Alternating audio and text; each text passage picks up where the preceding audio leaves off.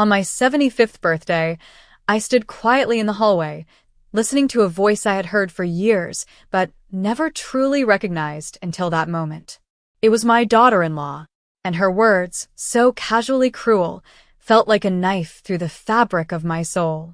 "I hope this is her last one," she whispered into her phone, not knowing I was just a few feet away, hidden behind the doorframe. My hands trembled as I reached out to steady myself against the wall, and in that instant, the air changed. Everything I had held sacred, family, love, sacrifice, felt like a cruel joke. I had given my life to this home, raised my son with hands that bled from overwork, stayed up countless nights to ease his fever, taught him to walk, to speak, to dream.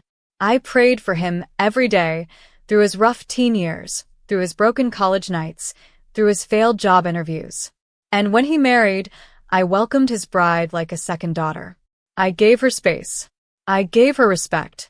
I gave her pieces of me I didn't even know I had left. I cooked meals when she was sick, kept the house warm when she came home late, and babysat their children without ever asking for a thank you. But now, to her, I had become disposable, unwanted, a burden.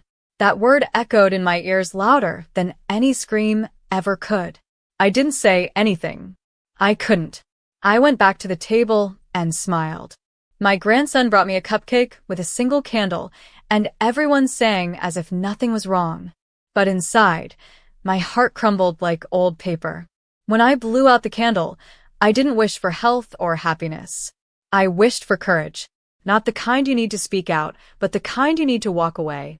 That night, when the lights dimmed and everyone went to sleep, I sat alone in my room with a box of photos and a suitcase I hadn't touched in years.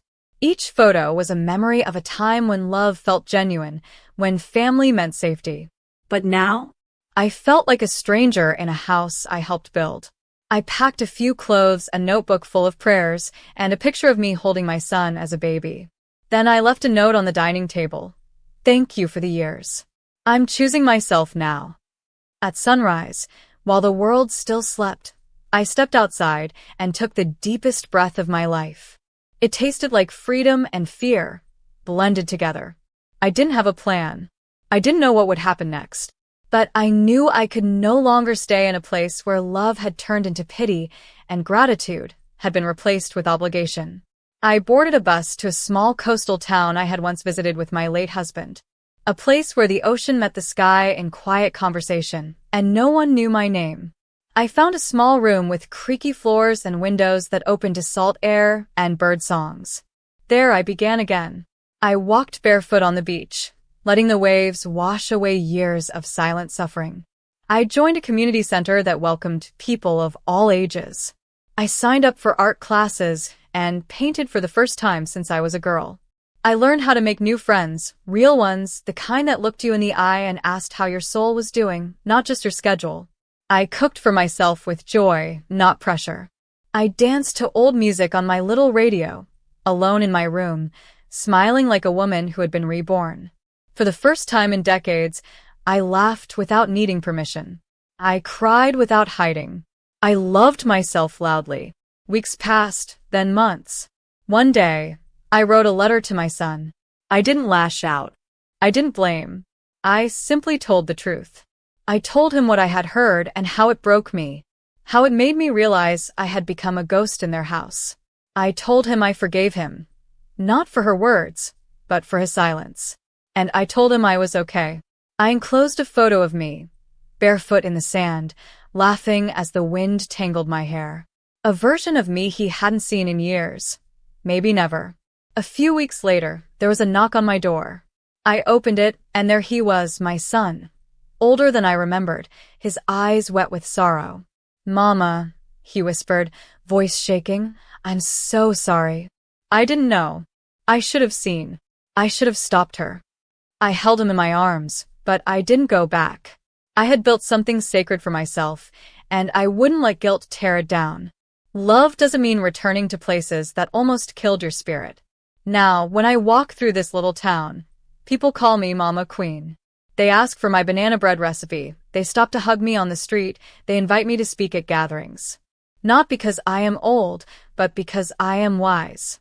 Because I have lived.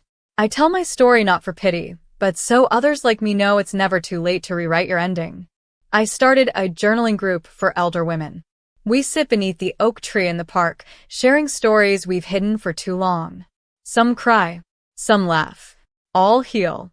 We've realized that the world often treats aging women like fading photos, but we are portraits full of color, history, and light. I've painted every sunrise from my little balcony, each one reminding me, I made it. I didn't just survive, I bloomed. Not despite the pain, but because of it. And every time I see a woman shrink herself to fit someone else's comfort, I want to take her hand and tell her what I learned the hard way. You are not too old. You are not a burden. You are not done. If someone in your life makes you feel like your time has expired, remember, it's never too late to start over. Your second chapter may be the most powerful one yet. Don't wait for validation. Don't wait for an apology that may never come. Choose yourself. Stand up. Step out. Walk where the sun still touches your skin and the wind whispers your name with kindness. Live the life you once dreamed of when you were too busy caring for everyone else. You have carried generations on your back. It's time you let your own heart breathe. Because the truth is, you were never the extra. You were always the foundation. And now, it's your time to rise. Fully. Boldly. Beautifully. If this story touched your heart, don't scroll. Share it with someone who needs to remember their worth.